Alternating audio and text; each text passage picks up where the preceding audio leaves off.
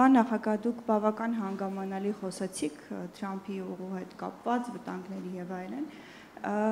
Ինձ հետաքրքիր է առհասարակ ինչու է հայ-ադրբեջանական օրակարգի գլխավոր հարցը հարաբերությունների կարգավորման դարձել ճանապարհների ապաշրջափակումը, եթե խաղաղություն է, սա ինքնին չպետք է ենթադրեր ճանապարհների ապաշրջափակում այդ թվում, օրինակ Վրաստանի եւ Իրանի հետ մենք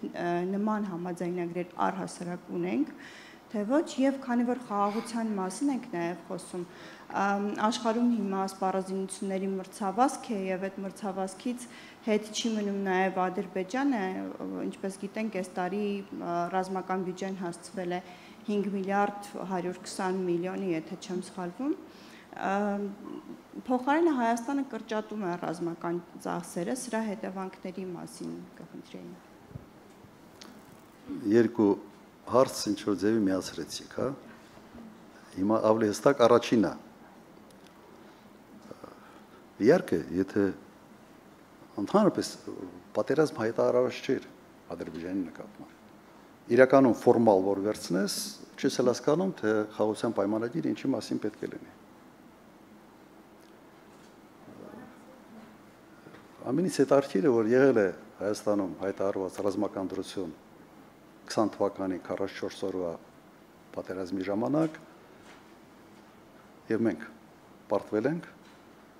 92-94 թվականին ռազմական դրություն եւ մոբիլիզացիա չի արվել Հայաստանում եւ մենք հաղթել ենք։ Հետաքրքիր համեմատություն է, չէ՞։ Դուք այս հարցի պատասխանը ինձ դուք տվել եք։ Ես էլ լավ չեմ պատկերացնում, թե ինչի համար է այս ամենը։ Պայմանավորենք հետևյալը, խաղաղության պայմանագիրը եթե ստորագրվի լավ է, բայց չի։ Մի բան եւս ամրացվում է մեկ փաստաթղթով։ Բայց եթե այդ փաստաթուղթը չունի երաշխավորներ, որևէ միջազգային մեխանիզմներ նախատեսված չեն, այդ փաստաթղթի խախտման դեպքում ինչ հետևանքներ է հասնելու, սա ուղղակի փաստաթուղթ չի։ Սա ավելի շատ, կրկնեմ, փաստաթուղթ է ընտրությունների համար։ Նախընտրական կառուցության փաստաթուղթ է, այլ ոչ թե խաղաղության վերաբերող փաստաթուղթ։ Երկրորդ հարցը հիշեցրեք։ Հա, զինվելը նայեք, տարակուսելի է ինձ համար, երբ նույն իշխանությունը հայտարարում է, որ աշխարհում հառաշփոթ է, որ որևէ sense միջազգային կանոններ, օրենքներ չեն գործում, իսկապես այդպես է։ Հիմա եթե նայում ես ՄԱԿ-ին, երևի ավելի անճար կառույց, դժվար է պատկերացնել, ինչ որ մի հարթակ է, որտեղ սա գնում է խոսում են, բայց առանց հետևանքների։ Իդեպ ՄԱԿ-ը այստեղ մեղավոր չի, ՄԱԿ-ը ունի այն ուժը, ինչը պատրաստ են ՄԱԿ-ին տալ Միացյալ Նահանգներ, Ռուսաստան, Չինաստան, Անվտանգության խորհրդի անդամներ, եվրոպացի առանձին չէ, բայց միասնական Եվրոպան, այո։ Այդ խոշոր ուժային կենտրոնները ցանկություն չունեն, ավելի ճիշտ Միացյալ Նահանգները այսօր ցանկություն չունեն ՄԱԿ-ին տալ այն ուժը, որը ենթադրում է ՄԱԿ-ի հիմնադրման փաստաթղթերը։ Հիմա այս վիճակում Ադրբեջանը մեծացնում է իր ռազմական բյուջեն, Հայաստանը փոքրացնում է իր ռազմական բյուջեն։ Ես բացատրություն չունեմ։ Դուք ինձ հարց եք տալիս, որը ասենց ողջամտության շրջանակներում հնարավոր չի պարզաբանել։ Ես չեմ հասկանում ինչի է սա անում։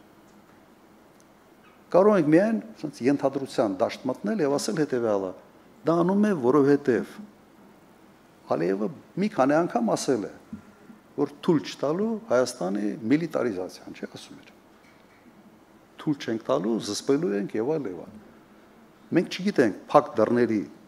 հետևում իրենք ինչի մասին են խոսում։ Ինչ կարգի պարտավորությունները բանավոր ճանապարհով ստազնում Նիկոլ Փաշինյանը։ Հենց այդ պատճառով հայտնում են հանրային խոսույթում այնպիսի բաներ, որոնց բացատրությունը մենք չունենք։ որովհետև մենք պետք է ենթադրենք, թե ինչ է խոստացել, ինչ չի խոստացել, որովհետև մի բան, որ տրամաբանված բացատրություն չունի, սկսում ես ենթադրությունների դաշտ մտնել։ Ես այդ բացատրությունը չունեմ։ Անպատասխանատու քայլ է, որը չի բխում Հայաստանի Հանրապետության անվտանգությունը ամրապնդելու շահերից։ Միգուցե sense մի քիչ ավելի ընդլայն եմ այս մասը։ Ընդհանրապես կայուն խաղաղությունը այն խաղաղությունն է, որը հենված է ուժերի բալանսի վրա։ Եթե խաղաղությունը հենված չի ուժերի բալանսի վրա, ուրեմն այդ խաղաղությունը կախված է կողմերից մեկի բարի կամքից։ Մենք պատրաստ ենք վստահել այդպիսի խաղաղությանը, որը կախված է օրինակ Ալիևի բարի կամքից։ Ես այդ բարի կամքը չեմ տեսել։ Այդ բարի կամքի տերը Բուդապեշտում հայ սպայի գլուխը կտրող զինվորականին հերոսի կոչում է տվել եւ հետո իր ինքնաթիռը ուղարկել է նրան տեղափոխելու համար Բուդապեշտից Ադրբեջան։